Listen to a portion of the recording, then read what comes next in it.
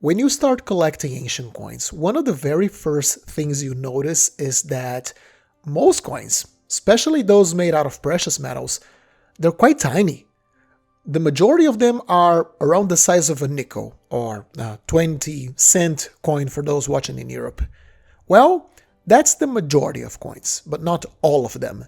Just look at the size of this bad boy we have here.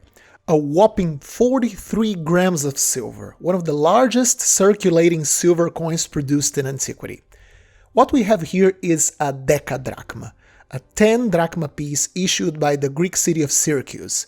This is one of my favorite ancient coin designs ever, and this wonderful piece of art deserves its own video. In fact, I like this type so much that today I bring you not only one coin, but two examples of the type, each one made by a different master die engraver. So, what makes this coin special, and why even go through the work of making such a large and impractical denomination? Keep in mind this was a lot of money back then, more than a week of work. Well, let me tell you a bunch of cool things about this fascinating coin in today's video. Let's get started. The decadrachm was issued in a very specific historical window. One could even say these coins are quote-unquote commemorative issues or special coin issues. The current consensus is that these coins were made between 412 and 390 BC, so right after Athens' disastrous attempt at attacking Syracuse, when Syracuse was a democracy, and probably the last pieces of the series were made during the early reign of the tyrant Dionysus I. This shows the coins were indeed special, not meant to be just a part of a regular monetary standard.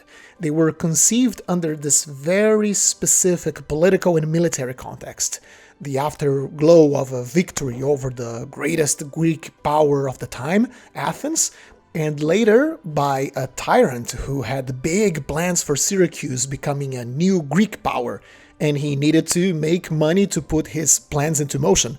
Plans which involved lots of soldiers and mercenaries who were always hungry for silver. So this brings us the question, what's the point of making such a massive coin? Well, partly because they could. Issuing such a huge coin was a statement on itself. It was what is called a prestige piece. This wasn't a coin meant to be used on everyday markets. 10 drachma, over a week worth of work for a skilled labor, concentrated in a single coin? That's super impractical. This was a coin meant to be used by the state, to pay armies and mercenaries against many of Dionysus' enemies. It was also meant to travel to distant lands with important merchants. And being such a high-value coin, it would most likely be handled only by rich or important individuals. And that's when its sheer beauty did its job. It's a great case of form-following function. The coin was pretty, yeah, but that was done on purpose. It was meant to communicate to these important individuals that Syracuse had defeated the Athenians, captured their treasures, made coins with their silver, and also that they were a refined, powerful city, and they were displaying their glory and how they could afford the best die engravers with this coin. Normally, the side with a portrait is considered to be the obverse, but for these pieces, convention says the obverse is the chariot side.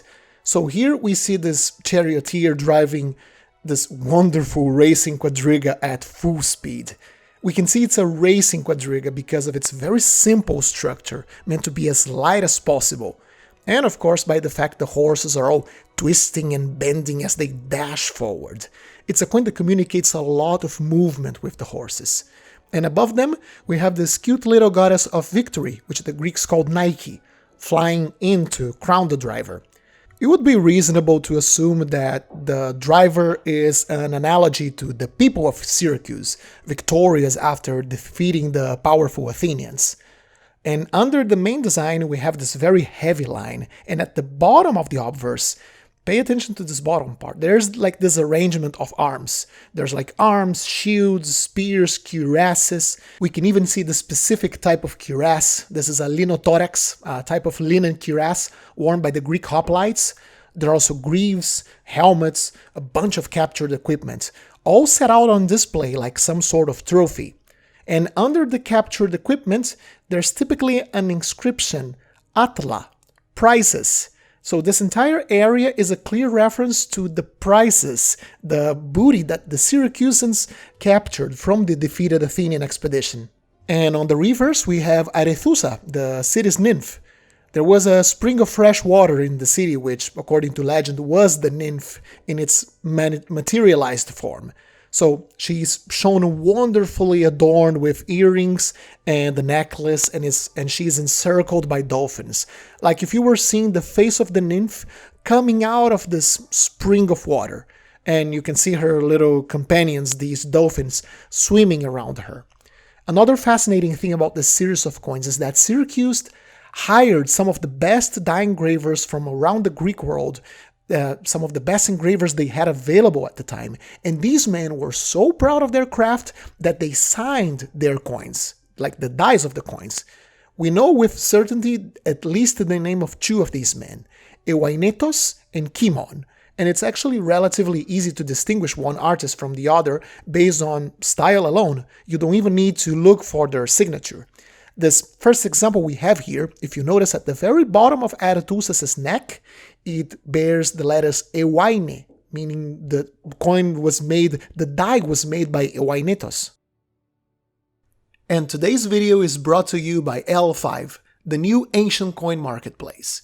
L5 is a platform developed by coin collectors for coin collectors. It offers the lowest transaction fees on the market, from 5% down to 0. No listing fees or undisclosed reserve prices, and you can choose between buying and selling coins through its auctions or its fixed price lists. The most important idea behind L5 is generating an environment of trust between people.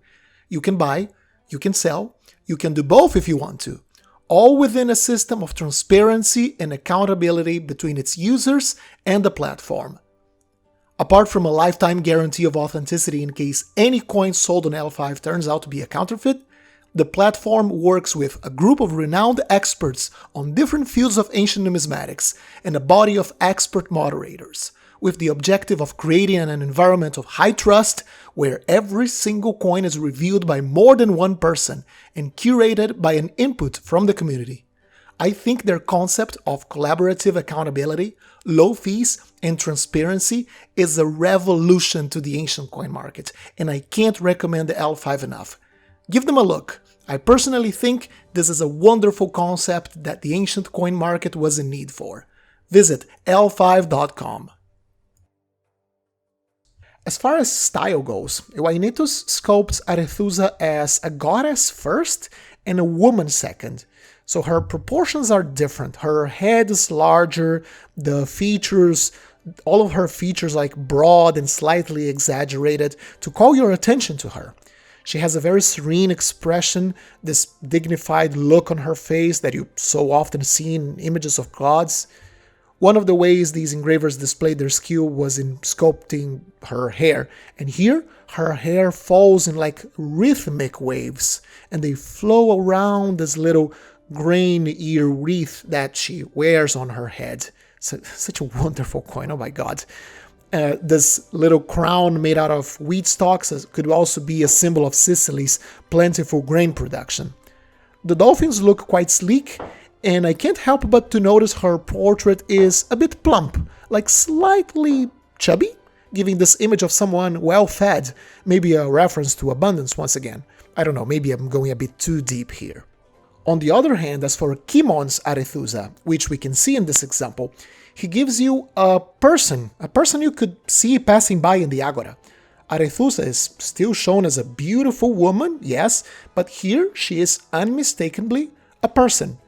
Her hair is parted and swept back in some kind of net on the back of her head, a type of clothing that Syracusan women used to wear at the time, and her facial features are more natural, more in line with what a person, not an ideal goddess, would look like.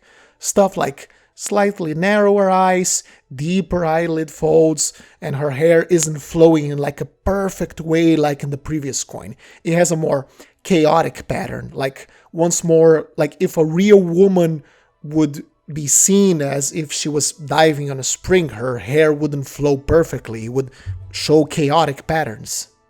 You know what? Let me know your opinion. Which Arethusa do you like the most? The one made by Kimon or the one from Ewainitos? I don't know, as much as I adore extreme realism, I personally think I like Ewainitos and his idealized goddess, because it's supposed to be a god, it's supposed to represent perfection, the Greek ideal of arete, maybe, the thing that is the ideal expression of the human form. I don't know. Let me know which one you like the most in the comment section.